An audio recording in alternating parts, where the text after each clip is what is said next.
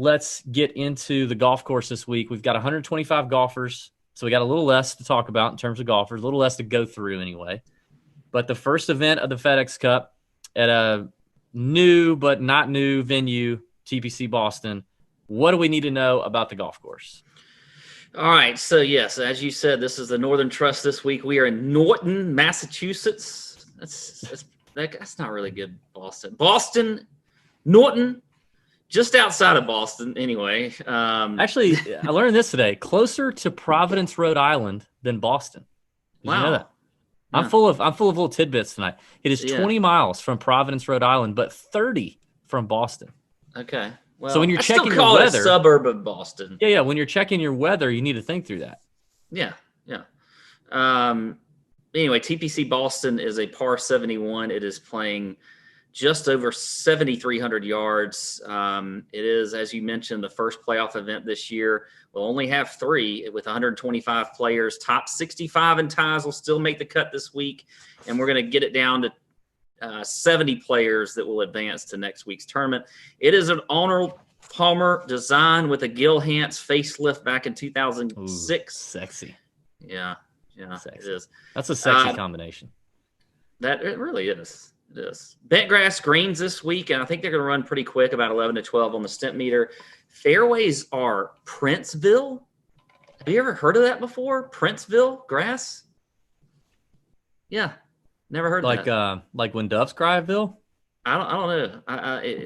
I've never seen that. Anyway, Kentucky bluegrass rough with fescue. You should see, I think, a good amount of scoring this week. We have in the past on this course. This used to be the Dell Technologies / Deutsche Bank. It was one of the first events of the playoff that they cut out back in last year.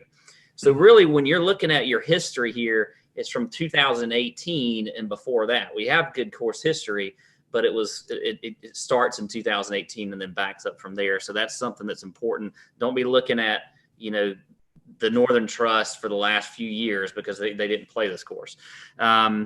One of the things that these guys are definitely going to have to score on is the par 5s. You got 3 par 5s on this course. 2 are less than 550 yards, and they yielded a ton of eagles and birdies the last time they were here in 2018. So you got to score on these par 5s this week.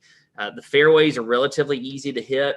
I think there is definitely a theme that the Bombers are going to have, as they always do, a very good advantage on this course. But I am looking at strokes gained approach. The greens aren't huge, so I still think you got to be good with your irons this week. I'll be looking at that. I'll be looking at off the tee, as I mentioned. I'll be looking at putting on bent grass greens. I think that's important as well. And par 5 scoring. Looking at past champs, I'm going to mention the ones at TPC Boston. So not for the Northern Trust. So we had Bryson in 2018, JT in 2017. Rory has won his second title here in 2016, Fowler in 15, and Chris Kirk in 2014. So that is your quick rundown for the Northern Trust this week. Anything you want to add, DB? From Boston. A lot of people in the YouTube live comments not approving of your Boston accent whatsoever, including our friend Nita, who apparently is from Boston. She says our accents need some work. Can you say like park the car? Park the car. Can you go park the car in the yacht? I just remember. What a wicked strain of grass that is. That fairway grass. How about them apples? Is that Boston? I know it's from the movie. What's the movie with smart guy? He played a smart guy. Come on, you saw it. It was a great movie. Good Will Hunting. Good Will Hunting.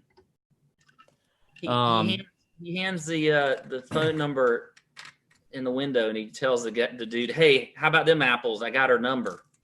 Oh yeah, I don't remember that movie. I was like 9 when that movie came. I don't know. It was a good movie, really good movie. Well, you're talking about the last few Dell Technology Open champions with Bryson, JT, Rory, Ricky's won here. I think your scoring is going to look similar as well, around 15 to 17 under, which is what happened there, because I think conditions are going to be about the same. Looks to be pretty dry, not a lot of rain. Ball should run a little bit. Wind is a big defense here at this golf course if it gets going, but it doesn't look like it's going to be that bad right now. So it could be just kind of warm, dry, which is a recipe for wicked sweaty balls. Because if you got Wiki sweaty balls in Boston, you're going to need some Chill Boys underpants. And the underpants that we like to use are the Chill Boys underpants because they got the anti-chafing slide zone, and it keeps your balls from chafing in the Boston heat. I think that's pretty good, actually. I love Mark Wahlberg. I'm a huge Mark Wahlberg fan, so I watch that was everything. Good. I was just hoping you weren't going to do the entire ad. Yeah, like no, that. I can't. Like finish it out. Yeah, regular. Our boys normal at Chill Boys, they're from Minnesota, which is a little different than Boston, I think. You just kind of like combined two. Yeah, I may have combined them. They're Chill Boys underwear from Minnesota. They are amazing. We've been wearing them for the last few weeks now. I've thrown out a bunch of old boxers that had like holes in them, and they were not looking good. And you know what? I got to tell you, I don't want to get too personal here because I know we got some ladies in the YouTube chat, but I've been a briefs guy since like I don't know, like I was 16, right? But before that, there was like this little period of time when I was a teenager. I wore boxers. It was like cool to wear boxers. I don't know why nobody ever saw them, but it was cool. Well, they sent us a pair of boxers that are that bamboo material, really soft and breathable. Nice. I got to be honest. I am wearing those a lot. They feel those very special. They feel very special. I'm older, so I'm gonna like those better. But yeah, but also the cooling ones that are made out of like the whatever material. All of them are cool and comfortable, very soft. So head over to chillboys.com to see the full line of the soft boxers and boxer briefs. Use code Tour Junkies to save 15% off your first order. We got a couple big deals for people tonight. 15% off, not no measly 10, and not just off of one product, but off the entire order. 15% off your entire order. Head over to chillboys.com and use code Tour Junkies. Save that 15% off. Thank us later. Listen, I got to be honest with you. If anything, just go buy the boxers, not the briefs, but buy the boxers with the bamboo for nighttime. And thank me later. You know what I mean? Just it's gonna be good.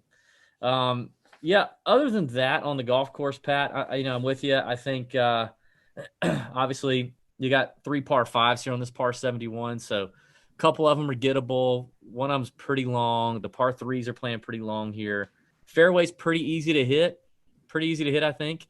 This is all about your approach shots, putting on these bent grass greens, which can be tricky and tend to be pretty quick.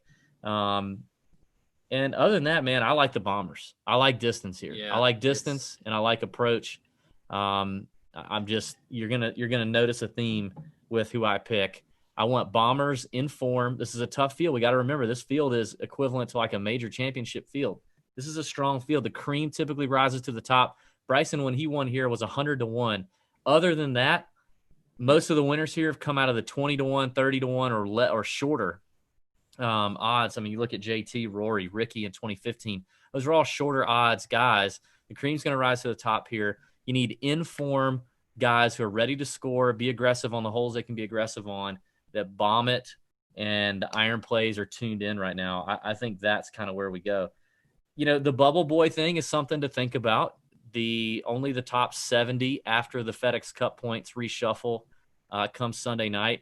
Only the top 70 are going to advance to next week's BMW Championship, where there is no cut. You're guaranteed a lot more money. You got a chance to play for Eastlake. Getting to Eastlake is a big deal. Not just if you win, but you're automatically in every major. There's all these other exemptions that go along with it. I think the last place finisher at Eastlake gets like $300,000 or something. I mean, it's a deal. So guys who are wanting to position themselves and are on the bubble, I think is worth potentially just a look at if it's a true tiebreaker. I don't think you get too bogged down in it, but if you've got 2 people and you just really can't decide and all things are equal, ownership's equal in terms of DFS, but there's a little more incentive for one guy over another to really come out and play good this week to advance. I think that is something to look at. Also this week, being the last full field event of the season and the last one we'll have for the next 3 weeks, I don't know about you personally, but in terms of DFS, my bankroll will be at full go this week and likely scaled back next week. And at Eastlake, probably be ramping up the outright, the sports book exposure. Maybe bringing some units from DFS over into the sports book to tackle that. That's just kind of how I like to manage it. I don't like playing DraftKings a whole lot in these no-cut, limited field, 70-man fields, 30-man fields. Just you lose a lot of opportunity for leverage there. So I think you're in agreement with that, right? Yeah, I'll definitely agree with that. So, but just some things. Man, we had some close ones last week too. We did. I did hit a first round leader bet, but had to split it. By the way, can we talk just real quick about that? Because that was funny. Like you were like, so I'm sweating this thing. I get Harold Varner. I've got him at, I think, 66, 70 to 1, whatever it was. And I'm sweating 66 to 1. And he goes out and shoots 8 under in the morning. I'm sweating this thing. And all of a sudden, like, so DB's getting involved and Ben's getting involved. And we're on the text group together.